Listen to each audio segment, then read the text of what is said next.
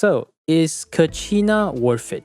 Well, the answer that I can say after doing a fair share of testing is that it really depends. So, Kachina is the newest 4-star unit from Natlan that is given for free from the Archon quest. Her advantage right now is that she is the first wielder of the new support set from Natlan called the Scroll of the Hero of Cinder City. So this is what the 4-piece effect does. Whenever the wielder triggers any reaction, the team will get elemental damage bonus for the elements that are involved in the reaction. To give an example, whenever Kachina triggers a Pyro Crystallize, everyone will get 40% Pyro and Geo damage bonus, and this effect can also trigger off-field. So what does Kachina actually do? Her elemental skill will summon a drill that is considered a construct, which will do Geo damage occasionally. If you tap it, you will only spawn it as a construct, and if you hold it, you can ride it and do the attacks yourself. Whenever she is riding the drill, you can use your normal attack to consume Night Soul to do clank damage. Well, I'm just going to call it clanking for now. Her burst summons a field which makes her move faster with her drill and also increase the attack AoE. Now before we move forward to my test results, here are a few facts I thought that you should know before we go on.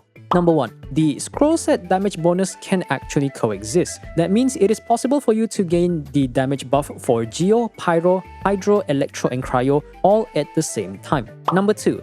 Her drill consumes 10 Night Soul per clank, and given that she has a maximum of 60 Night Souls, she can do a total of 6 clanks maximum. Number 3. Her drill hits every 2 seconds, which means the thing will actually last a maximum of 12 seconds, which can be extended with Constellation too. Number 4. Traveling with her drill outside of Natlan will only last about 7 seconds, so it's not really that great of an exploration tool unless you're in Natlan itself. And the last fact is that her clank damage while she is riding is considered normal attack, therefore it can trigger abilities like Xingqiu's Rainswords or Yelan's Dice. Now, what exactly are the test results? So I've tested a lot of different teams personally, both at C0 and Constellation 4, and unfortunately I do not have enough polls and I do not want to risk my 50-50 or my guaranteed to get Constellation 6 to test her DPS. And keep in mind that my artifacts are some makeshift artifacts that are not even on set, so she's not exactly built as a DPS. The only team that I didn't particularly test is the Permafreeze team, because I feel like her being Geo will basically be an anti-synergy for what the team is supposed to do, so feel free to test that yourself to figure that out.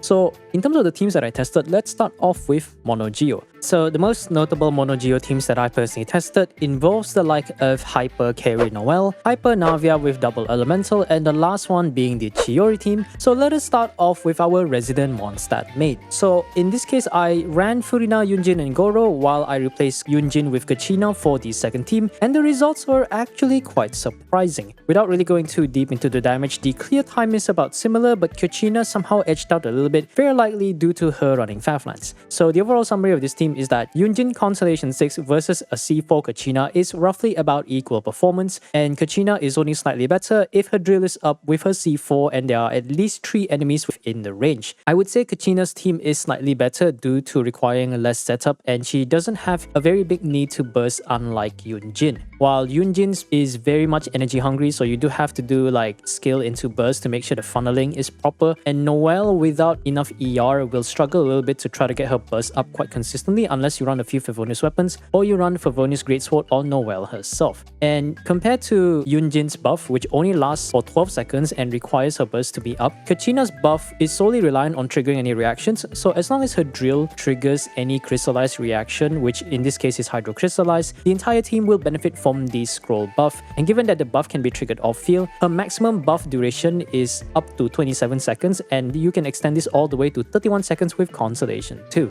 So I would say overall, the Kachina team is actually better since the scroll buff can basically buff everyone, Furina included, and it has a way better uptime compared to running Yunjin C6 with her very limited duration. Now the other team that I tested is for the Navia Hypercarry team, specifically with Bennett Shengling, where I compared both Kachina with the scroll set and Zhongli with the Tenacity set. So I cleared it on against the PMA for the first half and the second half, and surprisingly they can very much clear the current abyss, but it's hard for me to say whether it's good or not because the enemies in the second half is very much made since we just recently got the Navia rerun. Although the one thing I do like about the Kachina team compared to Zhongli is that it has quite decent or rather consistent crystallized shot generation, and on top of that, unlike Zhongli's pillar that is very much fixed in a single location and the creation of the pillar is tied to his skill cooldown, Kachina's drill is not only considered a construct, it is also indestructible, so it does give her an an advantage over Zhongli in that case. On top of that, if you do need to reposition the construct, you can use your burst if you have Constellation too, or you can swap to Kachina to quickly ride it to reposition it a little bit, which gives her a little bit more points over Zhongli due to the flexibility of the construct. In terms of the overall damage, both in practice and in the calculators, the performance of Navia's shotgun damage is about similar, roughly netting about 234,000, very like average amount. I think I put the numbers in the calc. I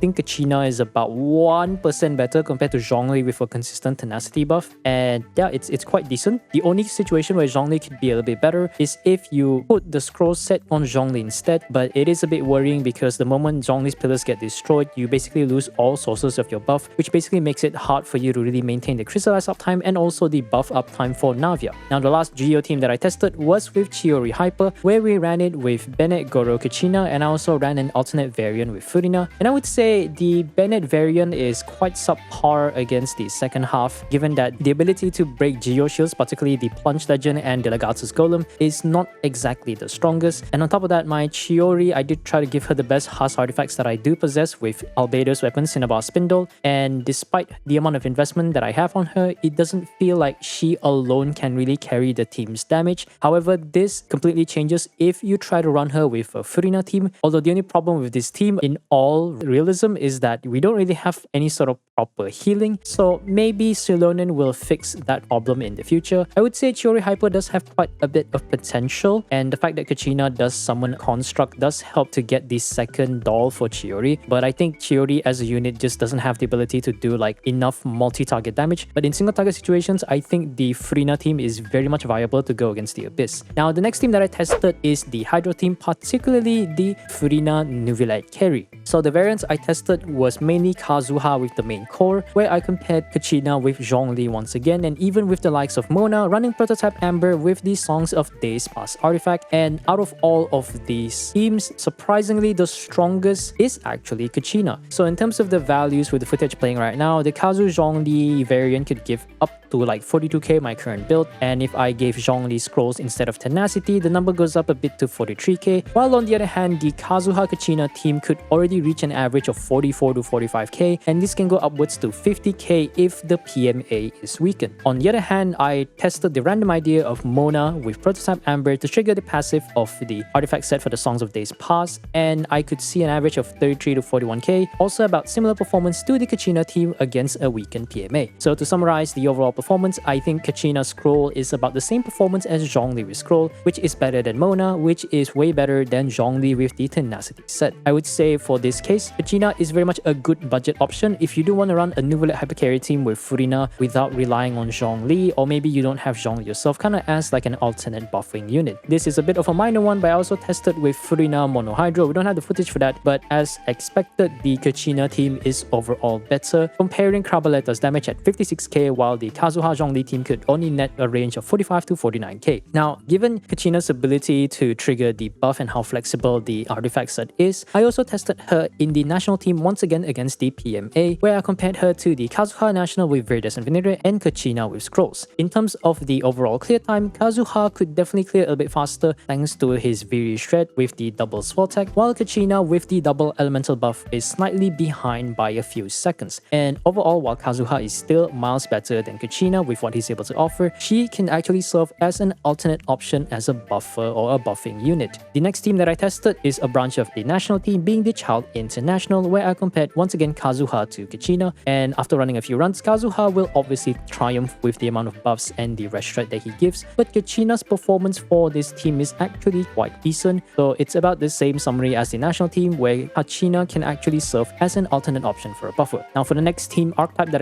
I tested Clorinde and Clorinde Aggravate, and from the little bit that I've done, Kazuha will always be much better than Kachina, but based on the clear time against the PMA, she isn't necessarily like that much better in situations where grouping may not be necessary like the current Abyss. So the same thing that I could really say is that Kazuha will still work better overall, but Kachina definitely serves as a good alternate option that you can maybe run on your second team. So the last team that I tested was with the Mono Pyro team, and the main DPS on this team was Klee. And of course, the team comprises of Klee, Bennett, Shengling, pairing both Kazuha and Kachina once again. Now, the Kazuha team definitely clears faster, but the results are rather similar with a slightly bigger gap compared to the previous teams, where Kachina is a little bit behind, but also not by that far behind. Now, if you click the timestamp to skip on what I think, I'll just quickly go over all the facts that you need to know. As of right now, Kachina's only use is to be a holder of the 4-piece scroll set, and rather than her buffing being her performance, it's better to attribute it to the artifact set rather than Kachina herself. However, her drill being an indestructible construct is quite useful for teams that rely on it, such as Chiori and Navia that can use it for an off-field geo application to generate crystallize. Right now, her best build doesn't really matter, but if you want to make the most out of her, you can either choose between the triple EM crystallize build or maybe the DPS ADC build, building a little bit of crit rate, mostly just to trigger the Favonius Lens passive.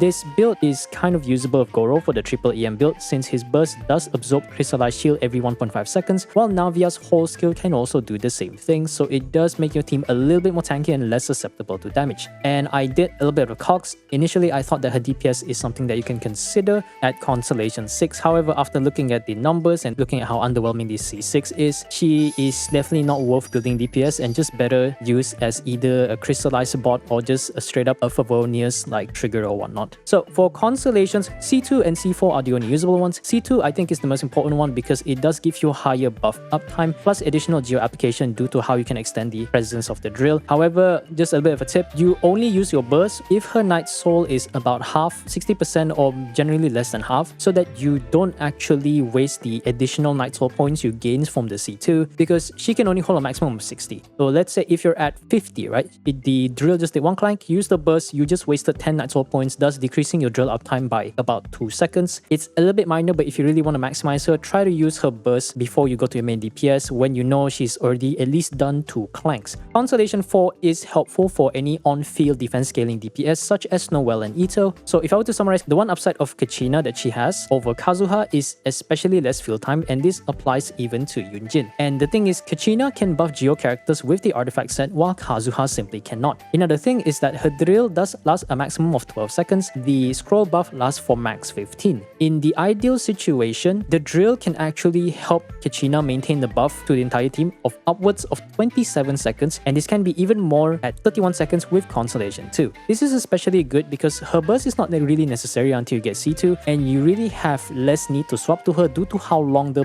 buff duration lasts. So this allows you to kind of maximize your damage per rotation, so you don't really have to swap to Kachina as often. So another thing is that of course the artifact set does trigger off-field, so buffs just last really long, and Kachina's off-field presence is something that I don't think we should really ignore. I would say overall she is definitely good as an alternate pseudo damage buffer similar to Kazuha, but maybe minus the Resh Shred from Viridius and Venera, and minus the grouping for your second team in Abyss or maybe your Imaginarium Theatre. But I would say that she's very much a skippable unit outside of Exploration, and if you do want to pull, I think C2 is a very minor buff, and if you really care about your defense scaling geo DPS, maybe C4 is something you can go for. That's why I went for it in the first place, but I think C0 will work just fine. Granted that we did got the Shilonian drip marketing before Natlan dropped, we can very much look forward to see what she does and see whether she will power creep the heck out of Kachina or not. Otherwise, I think that's it for the video. I hope you found this informational, and I will see you guys in the next one. Peace!